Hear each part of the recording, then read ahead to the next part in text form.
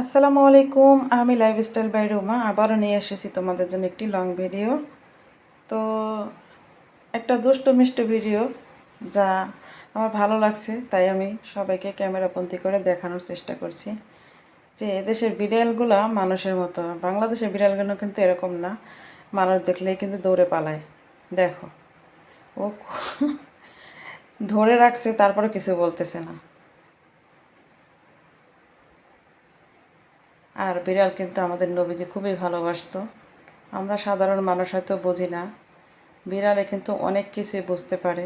একটা মানুষ যখন বেশি অসুস্থ হয়ে যায়, যখন তার মুমূর্ষ অবস্থায় থাকে, কিছুক্ষণ তার হায়াত আছে, তখন কিন্তু এই বিড়ালটা বাড়ির ভিতরে ঢুকবে আর ম্যাও ম্যাও করবে।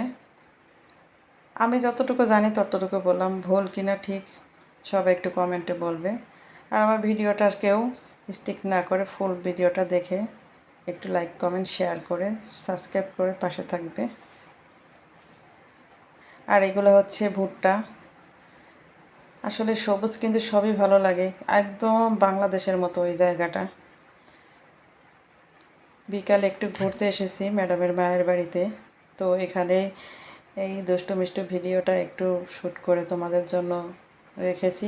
যে আমার ভালো লাগছে সেই ভালোবাসাটাই তোমাদের কাছে তুলে ধরছি। আর এগুলো তো প্রতিদিনই তোমাদের দেখানো হয়। পাহাড়ের সৌন্দর্য অপরূপ সৌন্দর্য, যেটা বলে বোঝানোই যাবে না। এইখানটা আমি ভিডিও করতেছি আর ম্যাডামের ছেলেটা হাত দিয়ে ধরে রাখছে ক্যামেরার মাঝে, কয় না তুই বিড়ালকে ভিডিও করবি না, ভিডিও করবি না। তা বলছে যে ঠিক আছে ভিডিও করবো না, তুই একটু হাতটা সরা। কয় ঠিক আছে, সরাইতে পারি, তুই যদি ভিডিও না করিস তাহলে সরাবো। তো এভাবে কিন্তু আমি ভিডিওটা করছি, কিন্তু আসলে ভালো হবে কিনা আমি জানি না। সবাই একটু মনোযোগ সহকারে দেখো, ভুল বোঝো না আমাকে। বিড়ালটা নিয়ে যে ও কি দুষ্টুমি করতেছে, আমাকে বলতেছে বিড়ালটা আমি বাসায় নিয়ে যাব। ওই দেখ করে, দেখ কী করে, ওই খেলা দেখে ও পাগল হয়ে গেছে, হাসতে হাসতে পেটের চামড়া ব্যথা করতেছে, কীভাবে গড়াগড়ি খাইতেছে বিড়ালটা দেখো।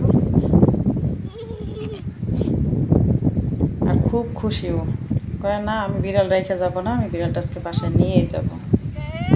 আসলে আমাদের মানুষরূপে কিছু মানুষ আছে যারা অতি কাছে থেকেও আপন হইতে পারে না, কিন্তু পশু পাখিকে যদি তুমি ভালোবাসো, সে যদি তোমার কোনো কাজে সাহায্য নাও করতে পারে, তারপরে তোমার পাশে থাকবে, সে কখনোই তোমাকে ছেড়ে যাবে না। তাকে একবেলা যদি খাওয়া, পরবেলাতে তোমার বাড়িতে এসে বসে থাকবে। হয়তো খাবার খায়, ভালো লাগে, পছন্দ করে, তার জন্যই থাকে, ঠিক আছে। কিন্তু মানুষ শুধু স্বার্থের জন্যে মানুষের পাশে থাকে।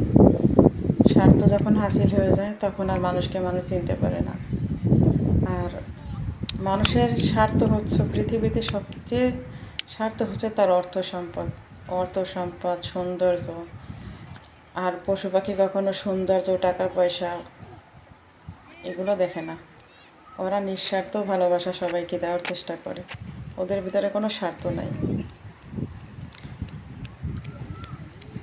আমাদের তো কত কিছু করতে হয় স্বার্থের জন্য। ছেলে মাকে মারছে, মা সন্তানকে মারছে, বাবা ছেলেকে মারছে, শুধু অর্থ আর সম্পদ আর লোভের কারণে।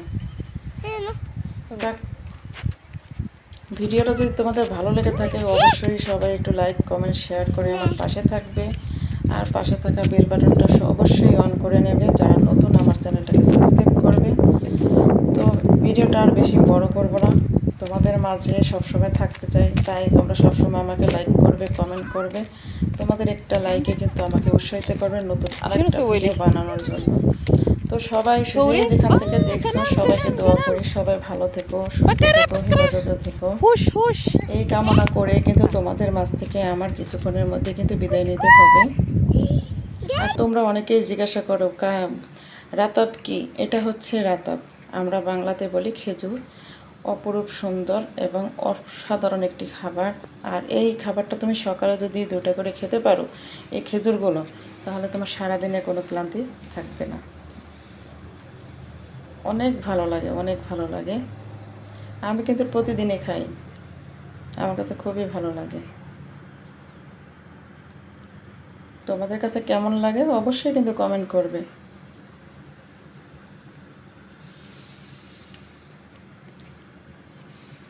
আল্লাহর অপরূপ সৃষ্টি, অসাধারণ জিনিস।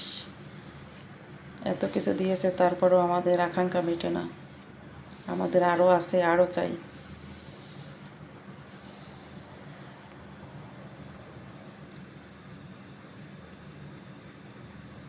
তো সবাই ভালো থাকবে, সুস্থ থাকবে। আল্লাহ হাফেজ, আসসালামু আলাইকুম।